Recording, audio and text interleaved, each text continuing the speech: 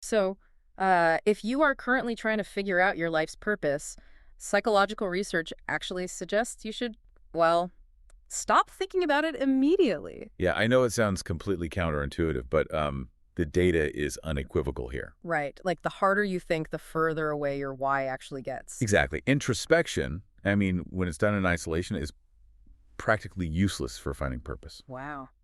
Okay, well, welcome to the deep dive. Today we are digging into a pretty massive stack of briefing documents, psychological research, and expert articles, all centered around, one of the most profound human quests, really, the best practices for pursuing a sense of purpose. It's a huge topic. It really is. Okay. Let's unpack this.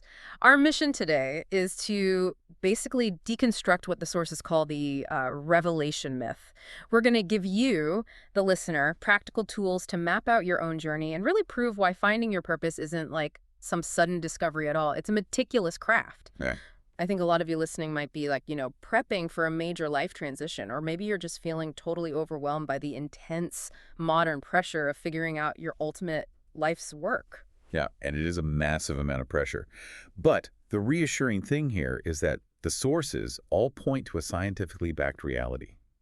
Living with a sense of purpose is linked to just incredible health and psychological benefits. Like what specifically? Well, we were talking about increased longevity, reduced depressive symptoms, and significantly higher life satisfaction.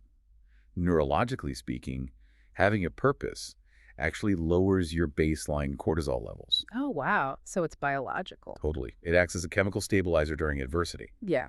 But the problem is, the way we've been taught to find that purpose is completely backward. Right, which brings us right back to the idea of stopping all that overthinking. Like, why do we get so stuck in that mindset? I think we imagine the cinematic scenario where we're, sitting in a dimly lit office, maybe doom scrolling through one of those 30 under 30 lists. Ugh, the dreaded algorithm of success stories. Yeah. I mean, it is practically designed to induce panic. Exactly. And as you scroll, you've got this nagging sense that you are sitting in a waiting room for a train. But, and this is the kicker, you didn't even know the train was already at the station. Right. You're just waiting for the grand epiphany. Yeah, a lightning bolt moment where your life's work is suddenly revealed in this burst of absolute clarity. Which is just, well, society has sold us the wrong model. We've bought into this revelation myth, assuming that clarity precedes action. No, it doesn't. No. The behavioral insights in our research suggest the exact opposite. They introduce a concept called the data of doing. The data of doing. I really want to dig into the mechanics of that. Why does the brain fail when we just sit and think? What's fascinating here is how the brain actually works. Yeah. Because the human brain is an inference engine, and it is poorly equipped to analyze a vacuum. Right. Without real-world data, your mind simply lacks the feedback loops necessary to evaluate what truly resonates with you. To understand what brings you fulfillment, your brain needs neurofeedback. Like a reaction to something. Exactly. It needs a physical or social reaction to an action you've taken. If you just sit there trying to find your why in a vacuum, you don't find purpose. You just create a feedback loop of anxiety. So it's like the waiting room analogy again. You can't figure out where the trains go by just staring at the wall of the station. No, you have to step onto the platform. You have to actually board one. So if we want to move forward, we have to enthusiastically stop thinking our way into purpose and start generating data points. Yeah, and what's really great is how simple generating that data can be. The research explicitly states you have to prioritize experimentation over contemplation. Which means starting small. Incredibly small. Volunteer for a single low-stakes project. Take one introductory class in a subject you know absolutely nothing about. Join a community garden. Just do something. Right. Each of these acts provides a literal data point for your brain, objectively showing you where your energy naturally flows. Okay, wait. I want to challenge that entire framework for a second. Okay, go for it. Because the entire self-help industry is basically built on introspection. I mean, we are constantly told to journal, meditate, and look inward to find ourselves. Are you saying this multi-billion-dollar mindfulness approach is actually backfiring? Well, if it's used as the only tool, yes, it can absolutely be a trap. Really? Yeah, and the reason for this is a massive barrier identified in behavioral strategy. It's called competence anesthesia. Competence anesthesia. Yeah. So numbing ourselves to what we are actually good at. Yes. It's like olfactory fatigue, right? Like walking into a coffee shop. At first, the smell of the roasted espresso is totally overwhelming. Yeah. But if you work there for a week, your brain completely edits the scent out. You become nose blind. You're Yeah. saying we become nose blind to our own talents. That is a brilliant analogy and perfectly accurate. Mhm. Because our natural talents come so effortlessly to us, our brain just filters them out as baseline normal. Oh, wow. We assume our unique skills are easy for everyone, which renders us remarkably blind to our own character strengths. Mhm. I mean, you might be a genius at rapid conflict resolution, but because you naturally defuse tension at dinner parties without breaking a sweat, you don't see it as a special skill to build a purpose around. That makes so much sense. So, locking ourselves in a room with a journal to find our purpose fails because we are interrogating a distorted mirror. We literally cannot see our best traits. Precisely. To cure this anesthesia, you need an objective external perspective. First, the sources recommend utilizing robust psychological frameworks to bypass self-bias. Like what kind of frameworks? Tools like the Valued Living Questionnaire or the EIA Character Strength Survey. Oh, yeah, I looked into the VIA survey in the briefings. What's interesting is that it doesn't just ask, like, are you a fair person? Right. Because obviously everyone will say yes. Right, it's not a personality quiz. No, it presents complex behavioral scenarios and measures your innate responses to identify whether your core, subconscious driver is something like curiosity, leadership, or fairness. It maps the underlying architecture of your values. Exactly. It measures the mechanics of your reactions, not your aspirational self-image. But beyond surveys, the briefings outline a very specific 3-question audit you can run with your own network. Okay, let's hear it. You identify 5 trusted people, mentors, colleagues, or long-term friends, and you ask them these 3 questions. Number 1, what do you think I do particularly well? Okay. Number 2, what activities do I seem to enjoy doing most? And number 3, how do you think I will leave my mark on the world? Man, that third question is heavy. It is. But I can see how it forces the person giving feedback to pull back from the day-to-day and look at the macro impact of your personality. It does. And when you get the answers back from 5 different trusted sources, those patterns act as the cure for your competence anesthesia. They reveal the impact you're already making, but are simply too close to see. It's ironic, though. Once you cure that nose blindness and get that external validation, your brain immediately sets a new trap. You suddenly think, okay, I'm uniquely good at this. Now I need to quit my corporate job, move across the world, and launch a global nonprofit. Yeah, people go straight to extremes. Why do we immediately jump to the grand headline? It is the scope fallacy. We are deeply conditioned by media narratives to believe purpose requires a massive, heroic career shift. Right. But the data proves that meaning is actually found much closer to home. It is found in the margins of daily life. The hospital cleaner study from the Positive Organizational Scholarship Research really hammers this home. Let's dig into the methodology there, because it wasn't just that these cleaners were naturally happier people. They actively re-engineered their own jobs. Yes, the concept is called job crafting. The researchers looked at custodial staff in hospitals. On paper, their job was highly repetitive and often invisible. Just cleaning. Exactly. But the group that reported the highest levels of meaning and purpose didn't see their role as merely cleaning up messes. They cognitively reframed their entire function. I mean, they told researchers they viewed their work as an essential part of the healing process. They weren't just mopping floors. They were actively providing a safe, sanitized environment for highly vulnerable patients and their terrified families. Uh-huh. They would interact with patients, rearrange art in the rooms to make them more soothing. They expanded the boundaries of their job description to align with the purpose of healing. And that completely shifts the narrative on what purpose actually is. It shows that purpose is found in the how as much as the what. Here's where it gets really interesting. Purpose isn't a list of achievements or a specific job title. It is a way of being. Yes, absolutely. Whether you are being fully present with your children, or writing a complex line of code, or cleaning a hospital room, it's the care, intentionality, and alignment with your values that creates the purpose. And if we connect this to the bigger picture, the research shows that cultivating positive emotions is what energizes this pursuit. Finding a why in your ordinary work and pairing it with practices like mindfulness, gratitude, or the experience of awe. Like being out in nature. Yeah, exactly. Like intentionally spending time noticing the sheer scale of nature. Doing that physically alters your brain state. Awe, for instance, has been shown to quiet the default mode network in the brain, shrinking our sense of ego and connecting us to the collective. Oh, wow. This transforms your daily habits into a self-sustaining cycle of motivation. So we have this self-sustaining cycle, but the sources also draw a hard line here. Finding fulfillment in the everyday is vital, but true purpose cannot be entirely inward-facing. It can't just be about me optimizing my own positive emotions and feeling good all day. No, we cannot.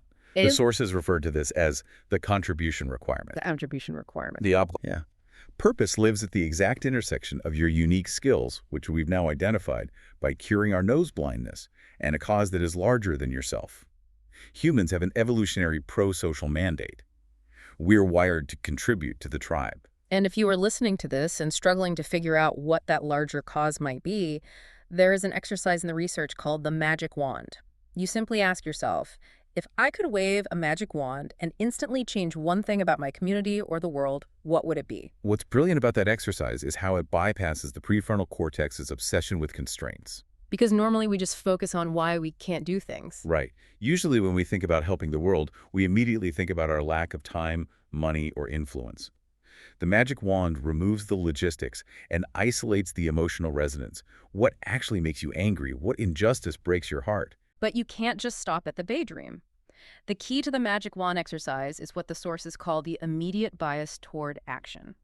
Once you identify the change you want to see, you have to ask, what is one concrete marginal step I can take this week to move in that direction? Exactly. We are back to the data of doing.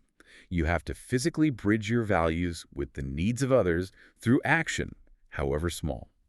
I want to lean in for a second because the source material asks what I think is the heaviest, most direct question of this entire deep dive. I want you, the listener, to really sit with this. The question is, whose life is better because I exist?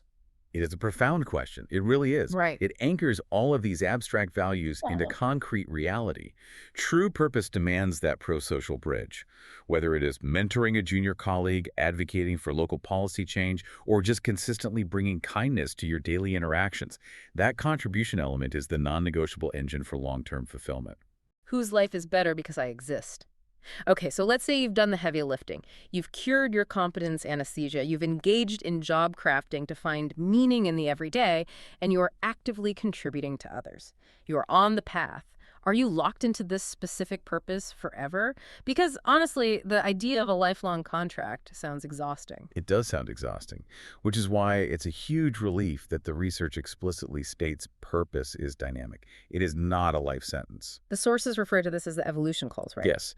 Developmental psychologists note that while a sense of purpose generally fructifies, meaning it deeply takes root and manifests in your late 20s or 30s, it requires constant recalibration as your life context shifts. They give a really clear example of this mechanism in action. Imagine a highly driven professional in their 30s. Their purpose, their core why, might be entirely focused on building an organization, leading a team, innovating a product, scaling a business. Classic career phase. Right. But fast forward 20 years. That same person is now in their 50s.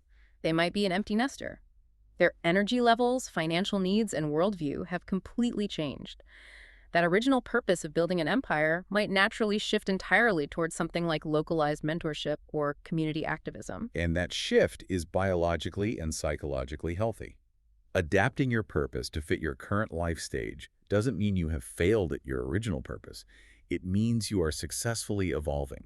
But practically speaking, how do we know when it's actually time to pivot and evolve our purpose versus when we are just experiencing normal burnout and need to push through a tough quarter at work? This raises an important question, and the distinction is critical.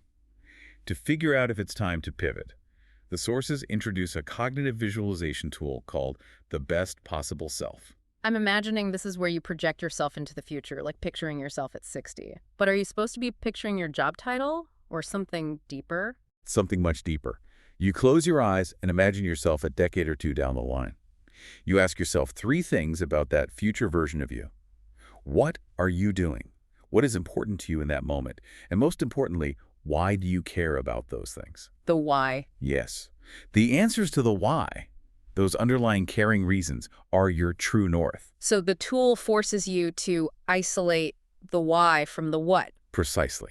The specific activities, the what might change from decade to decade. But those underlying caring reasons remain your compass.